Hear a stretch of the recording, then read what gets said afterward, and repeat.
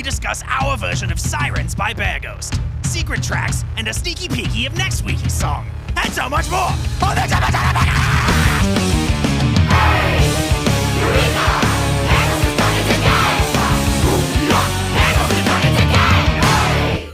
Ahoy, boogers! Welcome to this week's episode of Bear Ghost Invents the Podcast. I've got 3/4 of the whole gang with me.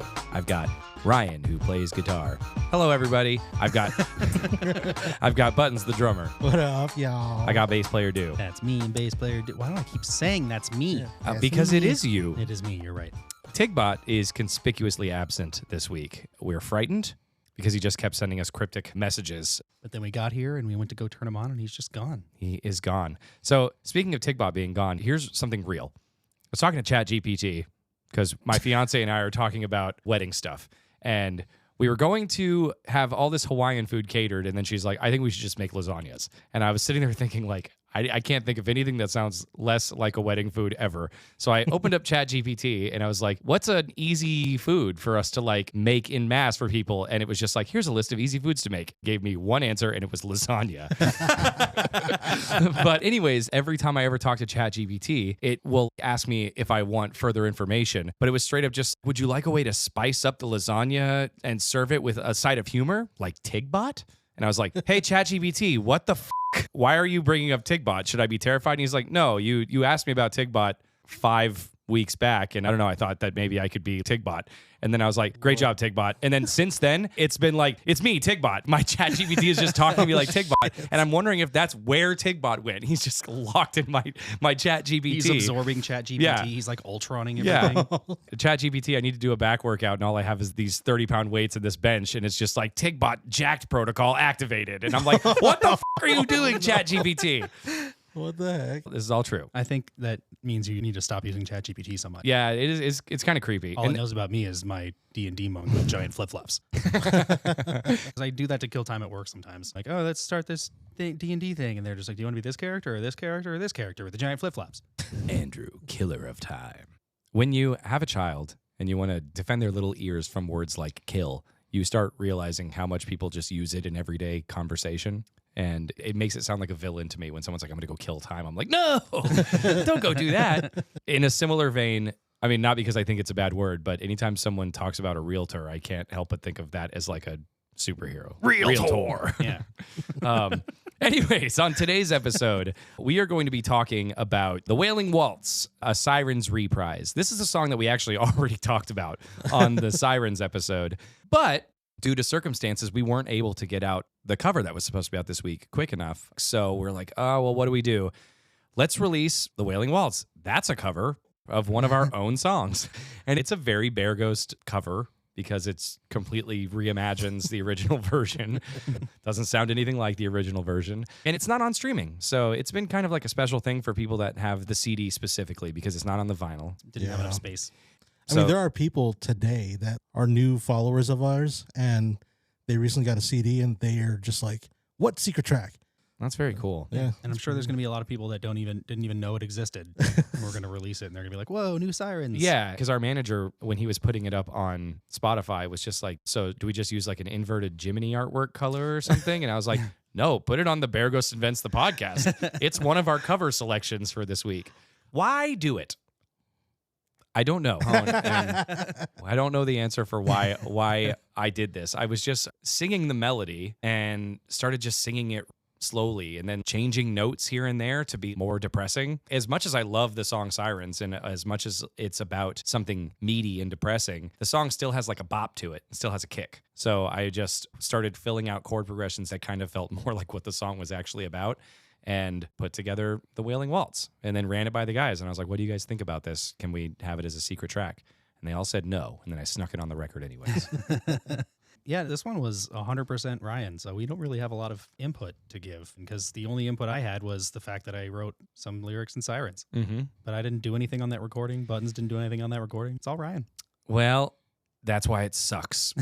That is why you fail. But You were a little worried about putting it on the record, too, because you thought it was like kind of not overdoing it, but it's like I definitely went through every fear. I was like, dude, this is good. Why? Just put it on the record. Who cares? You know, if people find it great, you know, I still think about a full band version of it. So here's a weird thing for those of you who have heard it before now. I pitched it as an acoustic version, and when I went into the studio, I recorded a full band version. I recorded a version with drums and bass and electric guitar and it sucked. Like it just did not work at all. And I was freaking out because we were running out of time, but I had recorded an acoustic guitar part for the entire thing. And so I went in for like my third mixing session where we were just not able to make the song work. And then I sent it to Andrew and Buttons, and I was just like, is it just better as an acoustic song? And all of us were just like, oh my God, it works so much better. Holy shit. Okay. Like, it's like so much more impactful, so much more emotional. And so that's why at the very end of the song, you hear the electric guitar and bass like swell in. Because I just thought that would be so funny for the listener to have a fully acoustic song. And at the very end, it just electric guitar for no reason. But that's because I literally did record a full version. So to Buttons' credit, there are so many chord progressions and so many different melodies and stuff that I use in this song that I actually do think it would make a really good song, perhaps on the next record.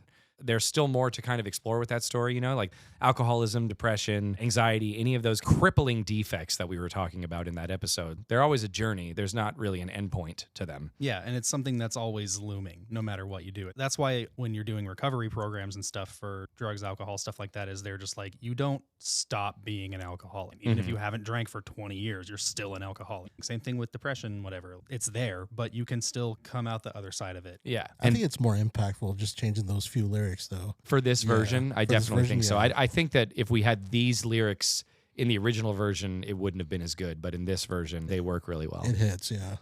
I'm not a particularly good acoustic guitar player. Guitarists out there will know that there's a difference between the two instruments for sure. And I think the guitar playing came out pretty good, considering that's almost all there is. Do you guys think that there's like another song that would Not lend really. itself well? We've dabbled in acoustic things before, especially like bands that are starting out and trying to get somewhere will know this. But for some reason, when you're trying to do shows all the time, people are like, oh yeah, you can play here, but only acoustic. Oh, and we definitely did that. Yeah, we did acoustic and they fucking sucked. Oh yeah, dude. Playing Stephen Bradley acoustically Not fun. was very weird. And we did it. Yeah, but way too many times. What was the I was playing with brushes. Yeah. No, Or- you had like were a on little a stomp box. box. Oh, or yeah. something. What's it called? It's a cajon, but a mini cajon. So Button status cajones on top of a cajon. And I mean, our songs just never translated well acoustic, and maybe we didn't put enough effort into it, but I don't want to put enough effort into it. yeah, because if I'm going to do an acoustic version of our songs, I'm like, I didn't write this to be acoustic, so I basically have to do a cover of our own songs, Right. which is what this is. Yeah. You know? But you kind of, I don't want to trivialize it, but you kind of wrote it on accident. Like it was something that came to you like gradually, wasn't it? Messing with it on your But free time. messing with it on my free time, but never with any intent. Yeah. And it kept stinging and kept stinging. Sometimes that's the way art works. Your brain does it for you. And I don't hear just a note. Like if I'm doing a vocal melody in my head, I don't hear just the vocal melody. I hear the timbre of the chord that goes behind it. And so in my head, I'd be like, what the f*** is that chord? And so I'd go and sit with my guitar and I'd be like, that is a really interesting chord to come after this other chord. Most people won't notice it. They'll be like, this is dark and spooky. But I hopefully musicians out there listen and go, what is this chord progression going on? Yeah, or they'll just be like, oh yeah, that makes total sense of music theory, but we don't understand music We theory don't that understand well. music theory, so we're impressed by everything we do. Whoa! Like, what the f is this chord? Now we're at a point with our language where we can go, it's an A. But for the that's longest time, we'd be like, okay, second string on the 5th fret. Yeah. and then you go second string, 4th fret, second string, 3rd fret, and then first string open. And then you'd be like, is first string the high E or the low E? And I'm like, what low E? I'm on a D. You're like, it's still an E string, Ryan. You're just in drop D. Or if it's all in the same string, me and my friends when we were kids, we'd be like, "Oh, go 5-0, 5-0 3 times, and then 2-4, 2-4." That's pretty much the way we that- did it. That riff would be god awful. I know, yeah. I know you were just saying numbers, I know, but I yeah. just like heard that in my head and I was like, oh no, No, it'd be awful. that's so bad. Yeah, so we have gotten to that point now where I can just be like, Andrew, it's an E diminished. And he's like, yeah, no problem. But that's from a billion years of talking to each other about it. Someone's gonna play that and post it on the Discord Yep. now. I need to watch what I say in It's here gonna be sometimes. it's gonna become an unofficial Beargo song. I want the Discord out there to know that even though I'm not on you, is that a sentence I should say? Discord, though I'm not a part of you, I get updates on y'all's silliness, and I think you're the best. They are the best. Andrew or Buttons will just like either send me things directly to me, or we have a channel on our Slack where they just post the craziest shit that people will do or anything, like fan art or tattoos. Y'all insane out there. We did a fan event one time. We had a show that got canceled and people had like flown out to come to this show. So we were just like, F it, we're going to do a thing. The fans seemed to like it I thought because it was fun. it was just, we had a full band. So we had Tigbot playing keys, which was immaculate, as you can imagine, since he's an AI and he can do anything. And we had a good old boy, Brandon Bialis, playing guitar for us. He's way too good to be in our band, which is why he's not in our band anymore. And we played a lot of songs. Up until we started going on tour, it was the most songs we'd ever played live. We played a lot of songs that we Didn't play for a long time. Yeah. and haven't played since. We played all at once, right? We And that's played it. Intro to Blasterpiece, I think. We did play Intro Yeah. to Blasterpiece. We played the entirety of Beware, which I think we haven't done since We played the entire. Well, we did the Heffalumps. the Heffalumps version. The Yeah. Right, Heffalumps right. And Mark and Dea Woozles. came on stage to do that because That's right. Brandon didn't know it and he remembered it. Shout out to Mark and Dea. Do you remember when Andrew first got his big boy job and he couldn't take time off? So we had a series of friends like play bass for us for a long time at shows. The bass it was- musical chairs. There was like a year that I wasn't on that, stage. that Andrew was like writing music with us by day, but just not being in the band. So we had our scientist friend, Jared. He would love being called the scientist. I'm kidding. He would loathe that. And our scientist friend, Mark and Dea. He would love being called the scientist. And he is. And he is. Anyways, at this fan event, I was trying extra hard to do more things. I already around and talk to the audience way too much as it is live, but this was very different. It was a constant Q&A form with people in the audience. And it was the first time we ever had a fan come up and sing with us too, because there was a raffle for that at that point. And she got to actually pick the song, and she picked Sirens, which is thematically relevant for this episode. That was the first time I heard some of the songs from Jiminy in acoustic. You performed. You did When I'm Dead, I think. Acoustic? Yeah. I did When I'm Dead and something else. Peas. Jeez. No, you did do Peas because we hadn't learned it for Yeah. live purposes yet. Yeah, the band had never played Peas live, so I played it on acoustic guitar, which is fine. That's one thing. But the When I'm Dead of it all was bad. But I kind of treated that the same way I treated Sirens. I like wrote a completely different version of it because I was like, I can't sing it in this key because I had my guitar in drop D and I didn't want to do all the key changes. Just so you guys know, when we rehearse everything and we write a record and we go into the studio and we record it, we forget about it. We're done with that. So when it comes time to go on the road, we have to like relearn all of those parts. Yeah, and sometimes we can't. There's bass lines that I have in certain tracks that I will listen to and I can hum them, but I'm just like, I have no idea how to play Yeah, this. So I'm not doing these key changes. I'm not doing any of this. And then I started playing it, and I didn't remember any of the shit I'd written for it. So it was not particularly great.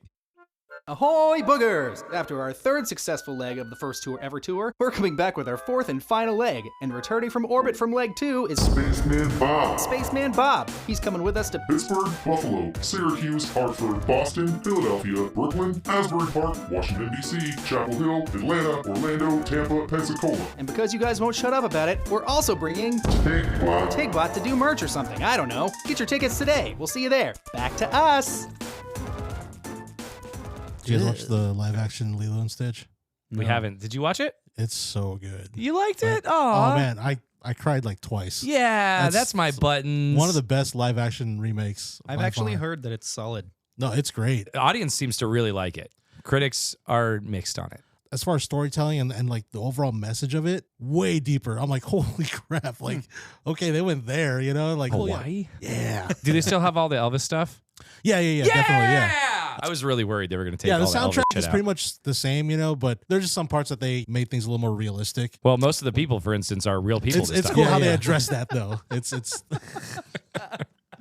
As for the why of The Hawaii. putting a secret track that's just a cover of another song that's already on the record, we grew up with albums that that has secret tracks. Yeah. would put secret tracks in, or like if you had the CD, there'd be something in like the negative seconds of a song in between the tracks that you couldn't skip to. You had to listen to the song and then let it play into the next song in order to hear it. They weren't even always songs. Like sometimes there'd just be like comedy skits, or it'd be literally nothing. I know that there was a record where they put a homemade cassette that they found in a hotel room they were staying in that was of a couple like arguing over their car, and they put that as the secret track on their album. Not that that's good. I'm just saying that back then, secret tracks were just a thing, and we like them. The first album I ever came across with a secret track, I want to say it was NoFX. maybe 5-10 minutes later after the last track, and it's literally a clip of Howard Stern making fun of NoFX. No, Or nice. just insulting them, and it's just The first secret track I heard was probably in Dookie, the Green Day record. yeah, FOD. Okay, I was alone. I was all No. by myself. yeah. No one was, I was looking. I was thinking of you. Oh yeah, did I mention? I was all by myself? That was Trey singing it. Was it really? Yeah, that was Trey singing that song. You and me have Such wonderful times when I'm all by myself. Oh, this is a song about jerking off. Yeah. Yeah. Oh my I gosh. went to your house. Uh-oh. Yeah, officially, yeah, Green Day. That was Watching the that first realization in real time. Oh Was the my best. gosh. Does he have his mascara tattooed on? one. I thought it's for eyebrows. Yeah. I thought like you tattoo your eyebrows. Sure. You can also tattoo your mascara on. You can tattoo your mustache too. I just remember that was You can tattoo a mustache? Oh, I've dude, never get me in seen on that. that. Get me in on that appointment, dude. You're gonna look like Steven Seagal. I have. Did you see that movie that he did where he's fighting everybody on an office chair? Like he never What? gets up once. Yeah, it's so bad. I want to fight somebody in my office chair. Dude, come over here. Ah, buttons and iron. Anyway, Buttons just kicked my ass. You were talking about secret tracks. I don't think people put like real actual songs. Yeah, this was a real actual Yeah, song. I kind of wanted to do that. I kind of wanted to do. I mean, we did the shitty skit before it. Let's, my Let's talk God. about the shitty skit. We'll call it a skitty. Tag the when I'm dead thing too, because that Yeah. was So the same thing. the day before we had to turn in the day before. record, we were like, oh well, what if we do this? And we weren't in the position we are now. Like your Kickstarter money has allowed us to sound pristine and crystal clear. Well, after like 4 episodes, and we figured out how to work Yeah, this thing. by ourselves. But before that, we would have had to have gone into a studio to record pristine and crystal clear vocals. And we were just butt fucking around throughout these. I don't know if I want to say butt fucking around. We were horse fucking around. And that would have cost a lot of money to just do that. So we recorded those little skits on our cell phone. yeah. And oh my gosh, the quality is so embarrassing. We even took them into the studio and tried to like edit the. Yeah, we were like, Jeremy, can you make these sound like any better, man? And he's like, these are pieces of shit. I pretty much can't do anything except for turn them up or turn them down, in which case it's going to sound like a loud piece of shit or a quiet piece of shit. That's why my favorite piece of physical media that we have is the Jiminy vinyl, because it does not include those. I'm like, this might be the definitive record that we ever put out, and it has these nasty like cell phone recordings of us doing just, you can't even really call, they're not written skits. We were No. basically just like, I what we're really doing. wanted to do a thing where we were going to have a secret track. So we like talked about there being a secret track so that people might actually listen all the way to the secret track. But I don't know, didn't do it. But I thought if you put it into your CD player and you look at the back of the record and it says there are 10 tracks, and you put it into your CD player and your CD player tells you that there are 12 tracks. CD player? What does CD stand for? Well, if you look at Compact disc. if you look, It's a Cocoa cookie dispenser. depending on That's from what the Santa what, Claus. Ryan's quoting the Santa Claus right now. when people put in the CD, I'm assuming it's their laptop or computer. So Windows Media is probably listing.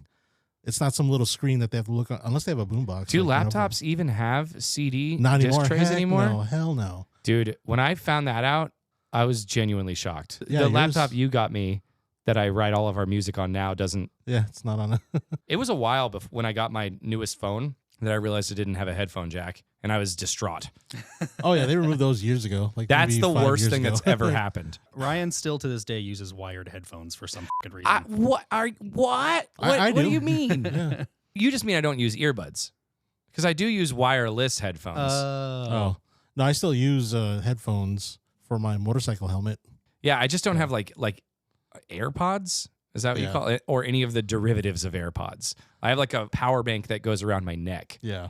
I was cleaning pools for this nice man. He works for some sort of technological company, so he always gives me like the most advanced power banks, which you wouldn't think could be that So cool. advanced, but like he'll give me a power bank and a fast charging cable for it. And he's just like, try it out on your phone. And then my phone will be at like 1%, and I plug this in and it's like 100%. And I'm like, what the fuck? What the heck? And then these headphones that he's given me, I've had them for a year and a half now, and I use them all day, And every you day. haven't charged them yet. I think I've charged them like 4 times, like total. That's wild. Yeah, and I love them. Everybody, Redwood made fun of me for them. They're like, look at this fucking like this with his wired headphones. Look at this grackle over here. Yeah, this fuck.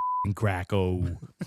Greco. So, will there ever be another secret track? Probably. I don't know. Oh, yeah. I can't imagine we won't. Especially now. Because I remember the first time I got a record, excited to listen for the secret track, and there wasn't one. There was just 29 minutes of static. I was so upset. If we were to do a secret track, we'd have to write another song. And if we wrote another song, why not just put it on the album if it's any good? Maybe I should just keep doing like sad acoustic versions of one song on the record. Maybe. So, next week, nobody fucking fret, okay? The cover will be done. There's a part of me that's tempted to just give you guys a little snippet right now so you could be like, but I'm not going to do that. Or just fast forward to the end of the episode where we'll just tell you what it is. Yeah, no, but I wanted to actually play a part. Oh. But I'm not going to. Oh, no.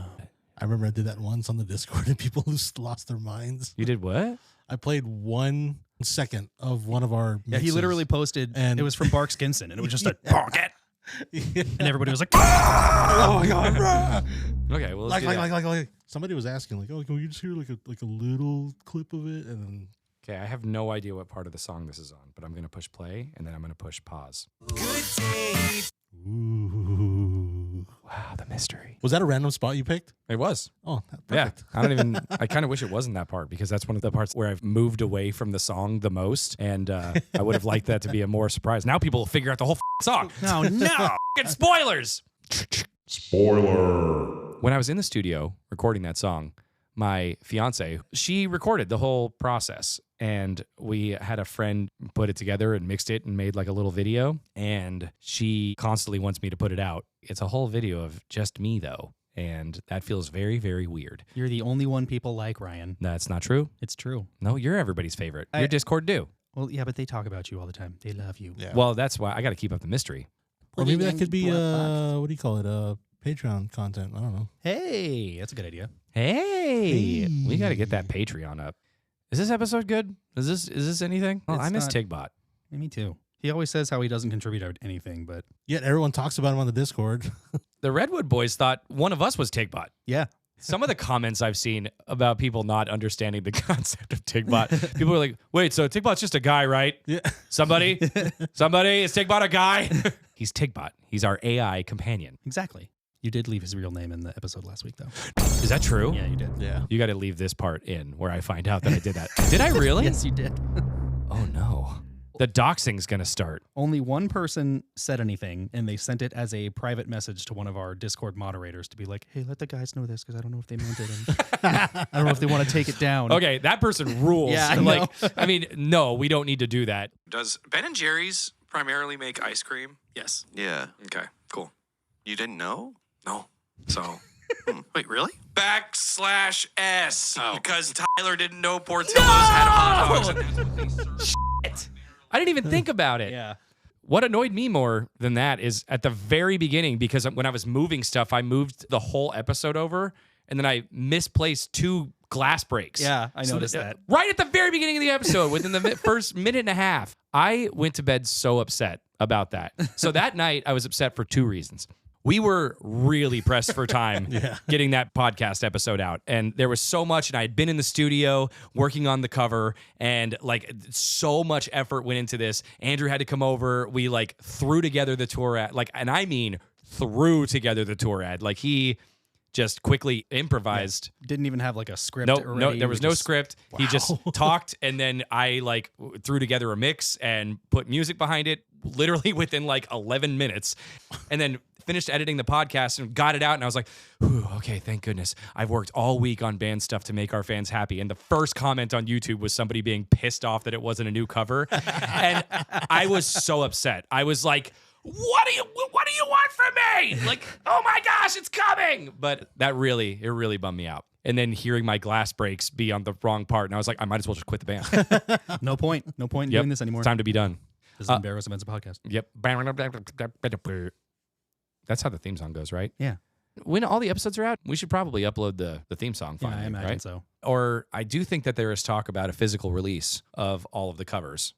And we could definitely put the theme song on there. I don't know. As Let an us- incentive to actually buy it. as an incentive. Yeah. Please, people buy this, even though you've heard all of these songs. Here's this secret track that we're releasing digitally after a year and a half of the album being out. And now we're going to do another one that you can't have. Maybe we just release it on vinyl, though. Just put Just the theme song. just the theme song, but on a full-size vinyl. Full-size vinyl. That's what I thought. $45. Well, it just has a my really God. long secret track on it. That's just silence. Now, just so you guys know, we'll be standing in the room. We're in that silence. We're just not going to say anything. We don't have Tigbot here. Do you want to go through the Discord? Is there anything on there? You know, I only have one Discord question One Discord question. in my notes.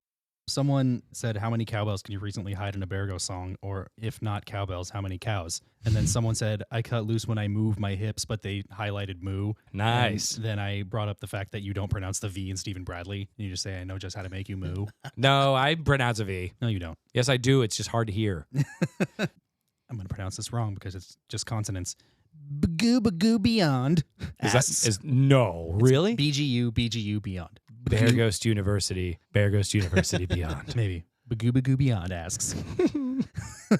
Well, I wish I didn't laugh like that. If you can change your gear completely, meaning nothing you have now or have used can be reused, what would you change it to? Go and buy new gear, but you could not buy anything that you've already used. I'd probably play like a Cave and Canary guitar because I'm already thinking about one of those. Maybe like a Vox amp. Really? Yeah, or I don't own a Hughes and Kefner, but I was gonna say Hughes and Kefner. Like Hughes you and know. Kefner is what I record everything on. Yeah. Actually, for this most recent song, I used my old Blackheart amp. No way. Yeah. Wow. That thing still works. Yeah. Amazing. Actually, I don't think it does. Like so much Half of the the tunes tones are working. Yeah, so much of the tones that I was getting, I was just like, I don't know about this, but then they all sounded good stacked together. Yeah. Then plus we used the Gojira archetype on my DI, so there's that's some awesome. Gojira ampage in there. If I can't do a super overdrive pedal, which is where most of my dirty tone comes from, I'd probably do like an old tube screamer and some sort of different octave pedal. A whammy pedal for my one solo that I use a Boss harmonist pedal for one part in one song, and I don't even use it for harmony. I just use it to whammy up an octave. So, Is that barbecue? yeah, Yeah. the solo in barbecue. What about you, Duke?